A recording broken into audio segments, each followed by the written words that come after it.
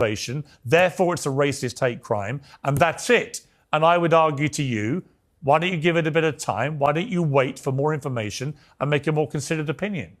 Okay, first things first, if we're going to talk about waiting for information, you shouldn't have told me that Israel was not committing a genocide on October 8th. You've been proven wrong. That's the first thing. The second thing, he said, I got that white girl. You're going to pretend that doesn't matter as if it's not proof I didn't enough. say it didn't matter. Third thing, I said it suggests a racial motivation. Everybody who stabs somebody is mentally ill. This mentally ill bullshit, I don't know where this has come from, where someone's a criminal, but they're mentally ill. Every single person who commits murder is mentally ill. Every single person who commits necrophilia is mentally ill. Every single person who believes they can get in and out of a bank with money without getting caught has some kind of mental disorder. They're all mentally ill. I don't care about mentally ill. And here's the final nail in the coffin to your asinine argument, sir. Why did he not stab anyone else on the bus? Because he was already on a bus with 4 people and he didn't touch them. If he's so mental, if he can't control his mind, why didn't he stab any of those? Is it because everyone else on the bus was black? The first white person he sees, he kills and says, I got that white girl. And you don't believe that's enough proof for a court of law to determine that was a racially motivated attack? R.I.P. to Charlie Kirk. To be honest, when he died, I didn't know who he was at all. I don't look at so much social media, or the main source of content I go is YouTube, which he could have popped up in. But yeah, I didn't know who he was, especially those arguments that they talk about really is not my concern.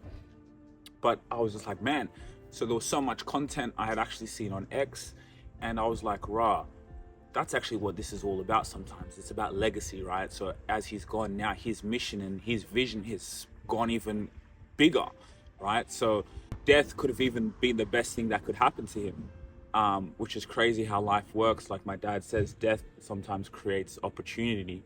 I know how sad that may be, but it's actually kind of true. It creates opportunity. Like, look, now his legacy is just grown, and there's going to be other people who were inspired by what he talked about, who see all the content.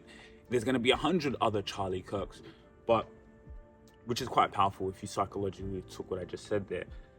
But yes, legacy. So anyway, it goes to this thing of what's happening around the world, and I had a video that's gone viral on racism. So there's a lot going on in the world right now, obviously what's happened in America, and I want to bring this topic up. And I know a lot of people will get mad, but I don't care because most people are sheep.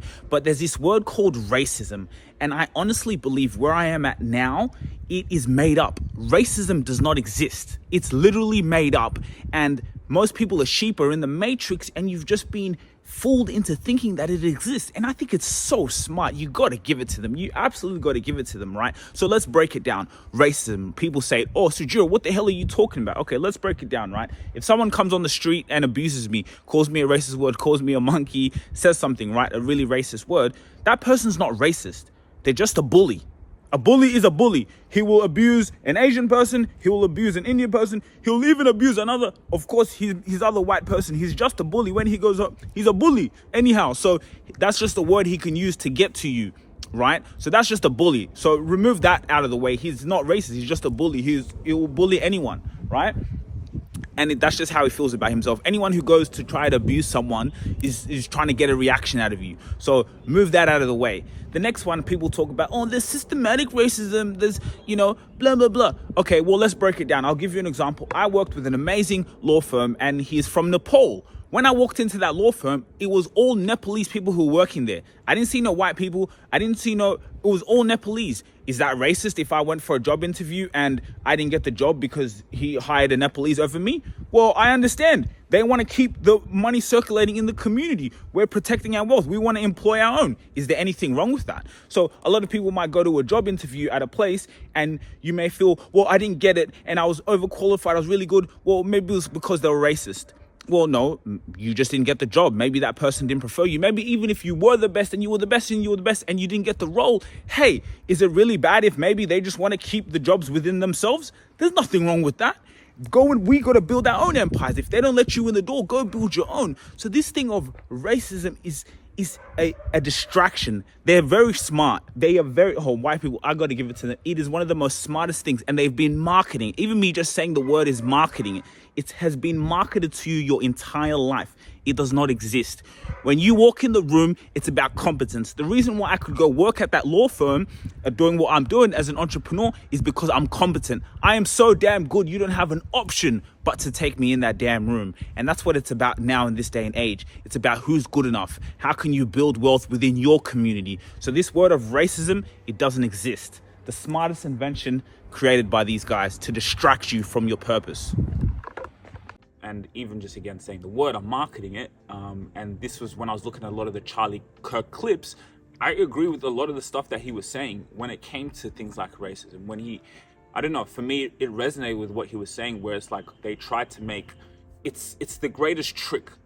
It's an invention. It was created and it's extremely smart. If we could propagate this thing of racism in the minds of people, especially let's say, you know, black people, we can distract them in such a way that they're focusing on things like that, and it's all in the imagination, you know. And people will say, well, there's incidences, things have happened. Like I said, hatred is always hatred, and it's going to be around. People were killing from the Bible days all the way up until now. That's always a thing, and hatred is just hatred. It's not racism. Like, you know, yes, someone may see someone in a different skin color and use that as an excuse, but they have hatred in their heart, because no normal person is going to attack another person for who they are. No normal person's doing that. So there's already so much hatred there that's exposed. But then people now call it racism.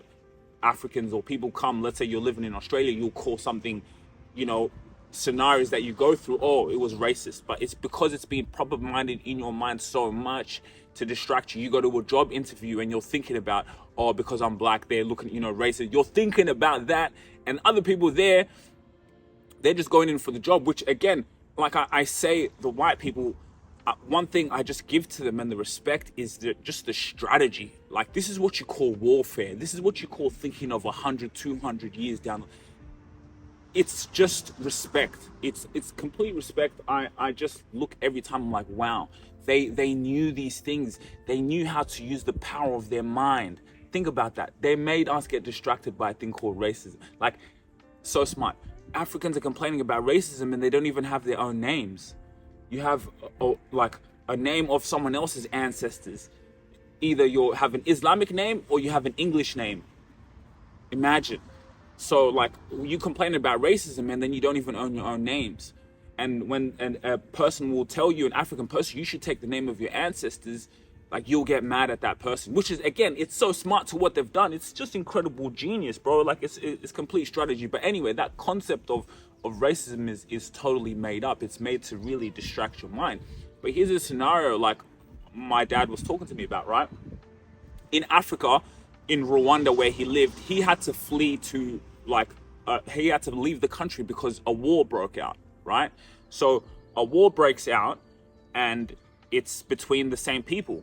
Rwandese people, brothers, sisters killing each other. We don't call that racism. But we come here and situations happen, but we say that's racism, or just because it was a white person that did it. But in our own countries, people who have the same skin color, who look like each other, are killing each other where there has to be a war. So what do you call that? So that's what I'm saying. Hatred is just hatred. And even if you look at that, those wars breaking out, of course, do the European have their hands in things and, you know, looking who can control? Because that's what it's about. For the white man, everything comes to economics. That's what I'm saying. If we can get them to think about racism, economically, it's going to put more money in our pockets. It's just genius. Like, it's genius. Completely genius. The fact that they gave us their names, that they came into our countries and said, remove your name. Think about that. They were like, yo, look how, think about this.